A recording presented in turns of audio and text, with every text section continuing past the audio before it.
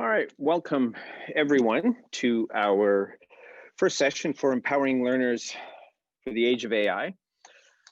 I want to, before we spend too much time talking about the program, the overview and the motivation behind this, I just wanted to start by passing it over to a good colleague and friend, Irabina, to do a welcome to country and to share a little bit about specifically the impact that AI and technologies will have on a diverse range of populations. So Irabina, over to you. Hopefully that you can hear me, my kind friend. Nina mani mai yunga jajiga minya nyanga purka nainara lesta gudna wiche era rigni. My colleagues, my friends, good morning from Australia. This is a beautiful but very old country. My name is Professor Lester Irabina-Rigney, and I'm an Indigenous man from the Narungga, Ngarrindjeri and Kaurna people, who are the oldest people on the planet.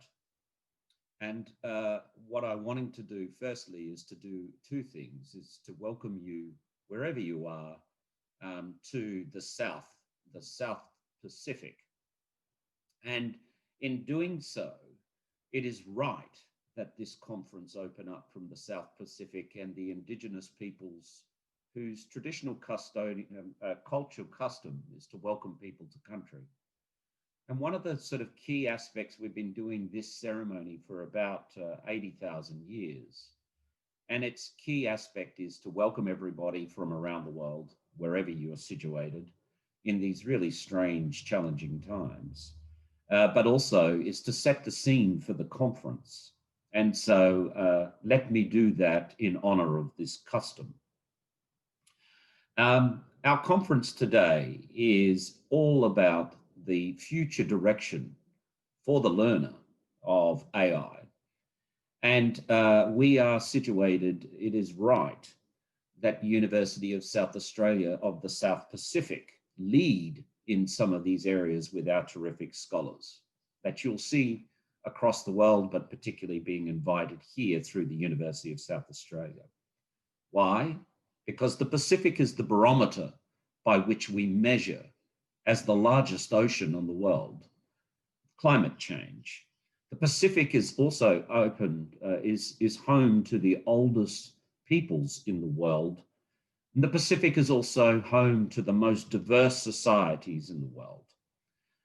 So in order to understand the AI technologies, we need to understand the super diverse learner that will be using these technologies. And this super diverse learner is at home in the Pacific.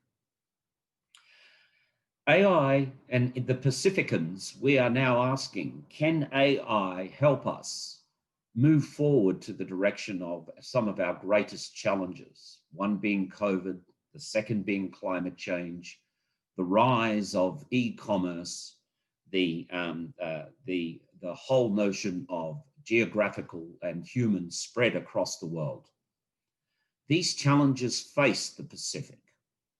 And the question that the Pacificans are asking is, how do we empower these learners to build capacity, to move beyond totalitarian ways of using the internet, to move beyond utilitarian ways, to possibly include voices that don't get a hearing, to mitigate profit-driven over social human contract, to move beyond those limited voices who tend to get heard in the technology spaces, and to move from traditional Western-orientated technologies. The Pacific does want to decolonize AI, and it asks three key questions that three other philosophers have asked. What is the social contract of AI for a diverse nation and a diverse world? Do we fall into two particular forms, a Hobbesian version of AI, which there is absolute authority of the sovereign who constructs the AI for the people? Or do we fall into Orwellian times, whereby AI should not be to the destruction of the welfare state and should be free and open to all in society. We also fall in what the Pacific wants to understand teleos, which is a Greek philosophy dating back to Aristotle.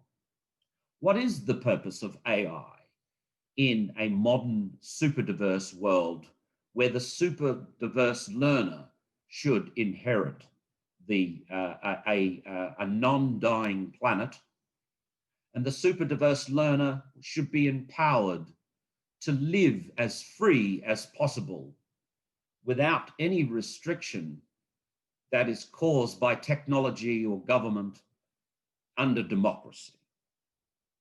My colleagues and friends, welcome. I'm excited over the next couple of days, and I look forward to joining you in robust discussion. I'll hand it back to Professor Siemens. Thank you very much for the wise words and the wise counsel, and of course the reminding of the long history that we need to be respectful of and to consider when we look at things that relate to issues of new technologies, new approaches.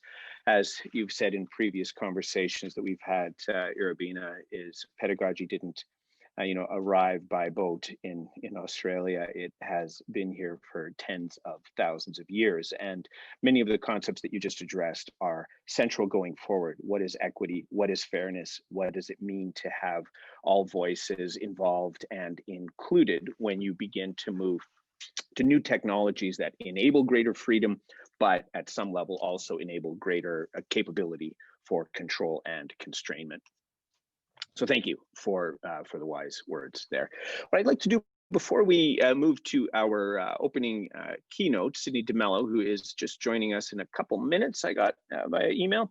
So I'm going to just provide a little bit of a background on some of our motivations here.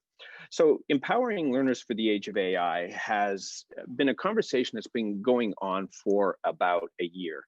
And if you look at the groups or the voices or the people that are involved, they reflect a lot of the leading thinkers, researchers, theorists, and otherwise in a range of sectors across society, largely looking at learning, education, analytics, computer science, and related areas. You'll also see great reflection from across Australia as well in terms of the organizing committee. So if you haven't had a chance, go to the empoweringlearners.ai site and you can see sort of the breadth of institutions and voices that are being reflected in this particular event.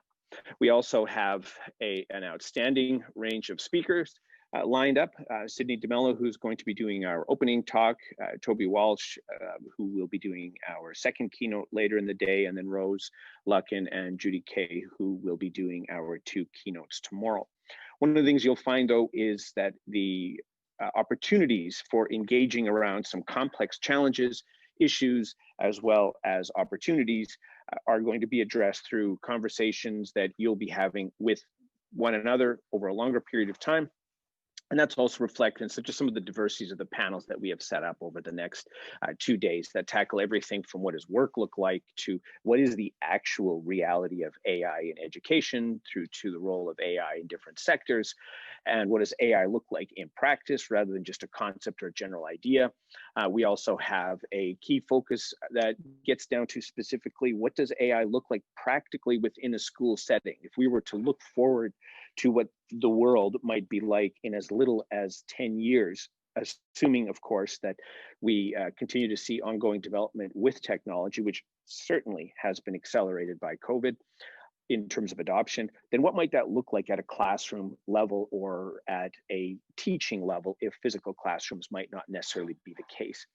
There's ongoing discussion planned as well around what's the practical reality of the infrastructure that's required in an AI context. And by infrastructure, referring specifically to what is the mechanism whereby which we will do the future AI development and planning? Who are the people that will be in charge or involved with some of those technologies and opportunities, and what kinds of approaches, habits, activities, and so on will these individuals need to be mindful of or to be aware of? So there's a lot of questions around the infrastructure as in some ways the place in which potential and capability meet power and control in terms of how you design, set, and structure those kinds of tool sets. We also have a key focus in making sure that we have ongoing approaches or perspective in terms of policy and action plans, rather than waiting for many of the assumptions to kind of unfold as we go forward or as we proceed. There's key questions that relate to what does this actually look like in a meaningful or in a practical way, and how are the various agencies, whether they're government, schools, or universities, supposed to support that kind of an infrastructure. So that gives you just a really brief overview of some of the activities that we have planned discussion-wise. Now, an important part that I'd like to emphasize in this conversation, though, is that many of the questions that we are asking are not going to be answered at this event. It's going to take a period of years, likely in some instances decades, for these types of opportunities to be better understood or to be better recognized, and for us to have a more meaningful awareness of what exactly this looks like socially, what does this look like technologically, and who are the actors, the people, and so on that are part of this overall ecosystem as it emerges. So that's just a little bit of an overview to sort of set a little bit of a context for where we are. I'm going to pause now, mute my mic and video, and we will get things set up for our keynote here in just a few minutes. Thanks all for joining us. Any of you are interested, I'm just going to drop the Empowering Learners link in. We are obviously, if you want to share it with friends or colleagues, you are more than welcome to share, as we are still, obviously accepting people joining in and engaging with the concepts or the ideas, if you will, that we have set up throughout the entire event.